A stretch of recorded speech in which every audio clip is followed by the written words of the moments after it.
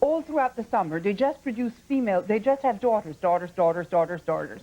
And then when the temperature changes, they have a male. And the male, they're born without even eyes and mouth, because they're just sex machines. And then... I noticed suddenly the women in our audience got really...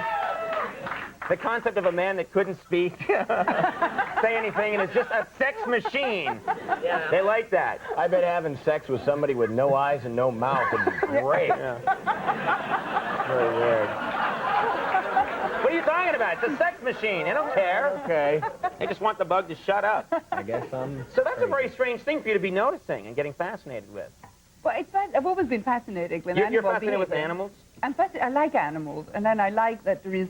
You know, I've always felt that, you know, we're always looking out there for Martians and aliens and all that. But actually, the aliens are around us. Cockroaches, dogs, they behave quite weirdly. You think that's weird enough? You mean if they went, if the Mars Explorer showed up at Mars and like a pig wandered into frame, you'd be perfectly happy. Cool, a pig. Did you, didn't you have a pig? I did. He was terrible. He was as a pet? Yes, as a pet. I went to an animal. First of all, I took my children, and I said, we're not coming, we're going to see the animal, you know, there was a market for animals, but we're not going to buy anything. Promise, promise. Then we got there, and I saw a pig, a little black little thing, so cute, for $60. I said, $60 for a pig? I can't believe it's so cheap. I can't believe it. I got to buy the pig. Right at the top of this book, I was flipping through, I think it's on the first or second page, you say, you admit that in this book, which is an autobiography, that you tell a lot of lies. Yes. You say that right up front. So because I'm honest. Now I'm really confused. No, you do. You say, I'm lying in parts of this book. I'm not going to say where, but I lie. Well, What's the theory there? I give you an example. Then you tell me if lying isn't very useful. I talk about, my mother won 4 Oscars, and I was very proud of it.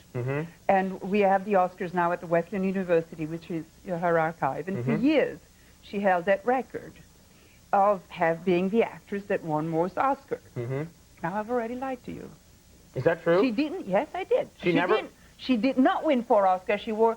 She won 3. But then, and she was the same as 3, 4, what's the difference? If I had 3, I wouldn't feel like I've got to add one to be cool. She had the record with Katharine Hepburn. Oh. And then she won the 4th one. And we dropped from, you know, the crossword who won the most records. Right, right. So that's why I lie in the book. I say, my mother won 4 Oscars. And then later on I say, no, I just said 4 Oscars because I wanted to have, again, that thrill of having the record of winning so many Oscars. But the truth is, that Katharine Hepburn won more. You know, so the part in here that says you can fly is also a lie, right? Exactly. I figured that out. Did your mother get one for Casablanca? Did she? No, she didn't. She didn't get one for Casablanca? That's so strange. It's one of those things where people would assume that would be one of her Oscars, but it's not. No, she didn't. She did for Gaslight, for Anastasia, and later on she did a supporting role for a film called Orient Express. All right, well, if I had 3 Oscars, I'd be happy with that. Yes, but I'm kidding. And one day, 3 Oscars for my various infomercials. In this book, you talk about, another part, you talk about honesty. There's a part of the book, you label certain sections of the book where you say, this is boring. If you don't like to read boring stuff, skip ahead. Now, why would you do something like that? Do you know what? Because you realize if people had to start doing that, most of these celebrity autobiographies... people wanted me to talk about Lancôme, and now we came to an end of our relationship. That was the cosmetic company that I worked for 14 years. You were the face of Lancôme for 14 years, yeah. So here's what's boring is I describe one more time how we ended it.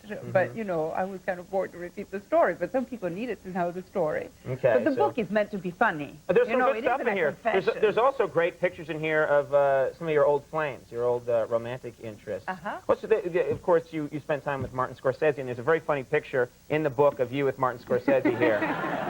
And then there's the day of our wedding. That's our wedding day. Did he wear that throughout the ceremony? Yeah. Did he really? That would send a bad message to the in-laws, I would think. There's another picture in here which you say is of you and David Lynch. Put this up, but I think it's really of me. It's Well, you do have the same kind of hair. People don't realize you and I had a relationship for quite a while in the 80s.